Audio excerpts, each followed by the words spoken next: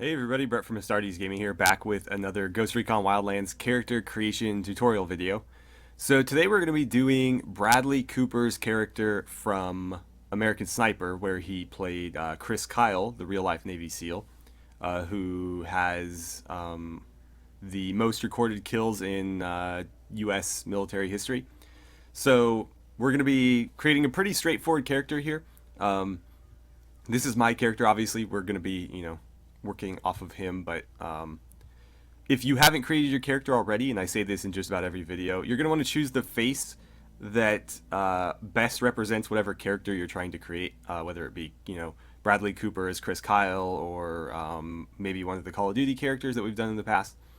But I am stuck with this face because I've already created my character and begun playing the game.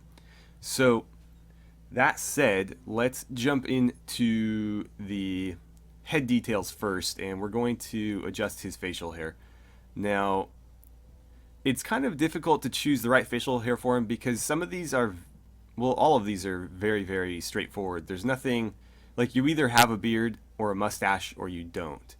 And he has sort of like a patchy facial hair. So I think this is probably the closest that we'll get. So we're going to go with the business beard. And then as far as hair goes, something, I mean, he's going to have a helmet on, so I don't know that it really matters. That might be the closest. Or you could just keep it squared away. I'll probably just do that. And then hair color should be brown. And no facial details. Okay, so next up we have body details. I wouldn't bother with any of these. I don't think he has any tattoos visible, so just leave those alone. Clothing wise, here we get into the fun stuff. We need to pick a shirt that allows us to put camouflage on it and that looks like a military shirt. So unfortunately in this game there's only a handful of shirts that actually allow for camouflage. The t-shirt and the tank top being two of them, and obviously those aren't what we're looking for. This one would be great if it allowed camouflage, but it doesn't, so we'll have to skip that one. Let's see. The Cry Combat shirt only allows for multicam variants, so we're not going to be using that one either, although that would be a pretty good fit.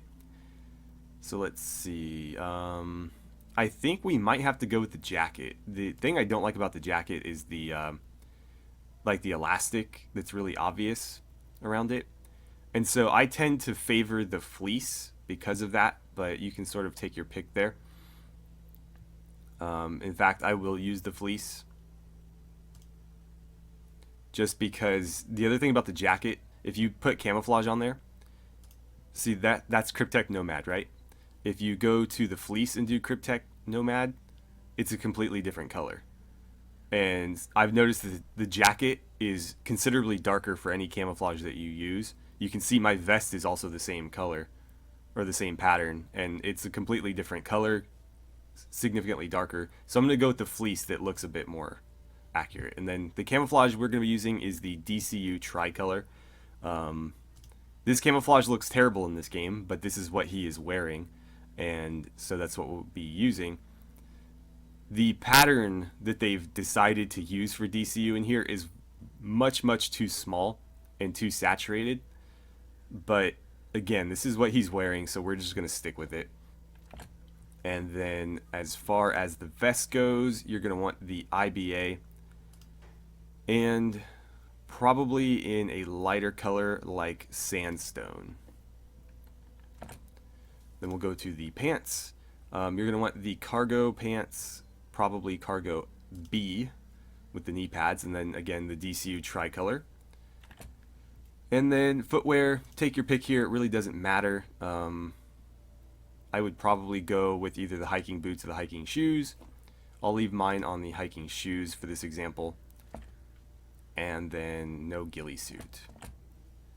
So the next up we have his accessories. Now, he does wear sunglasses quite often, but there are scenes where he doesn't. So I'm going to leave these sunglasses on. These are the Oakley SI Ballistic M frame in the dark bone and clear. So I'll leave those on, but again, you can choose to use none if you think that looks better. And then as far as face wear goes, I think in some scenes he might be wearing a neck scarf. but in the thumbnail I don't have him wearing one, so I'm going to try to adhere to that, and we will go with no neck scarf. But again, if you would like to include one, I think it does add nice detail to it. I would probably go with, actually either color looks fine. I think green actually looks better in this case. So up to you really. I'll leave it on just so you guys can see what it looks like with it. Headwear, the fast ballistic helmet is what you're going to want to be using here. This is actually very, very close to the helmet that he wears in some of the later scenes. However, his is more of a MICH helmet with the helmet extended down to cover the ears. So this one is a little bit higher cut, but otherwise it's as close as we're going to get. This one is far too high cut, and it looks a little bit too futuristic for me. Again, he was serving, in the early 2000s, and so a lot of this fancy stuff that's come out in like 2015 and 16 obviously wasn't around then. And the color that we want is probably coyote brown here, because I would say that sandstone is a little bit too light. So I think coyote brown is where you want to go there.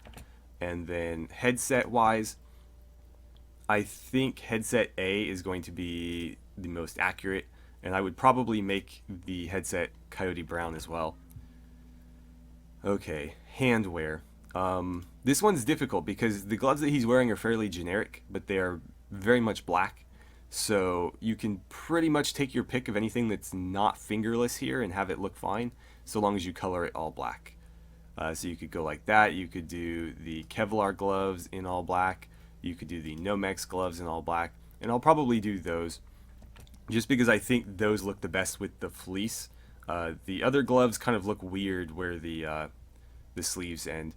And then as far as the backpack goes, again, here you can be a little bit creative because I don't think he's ever wearing the same backpack consistently.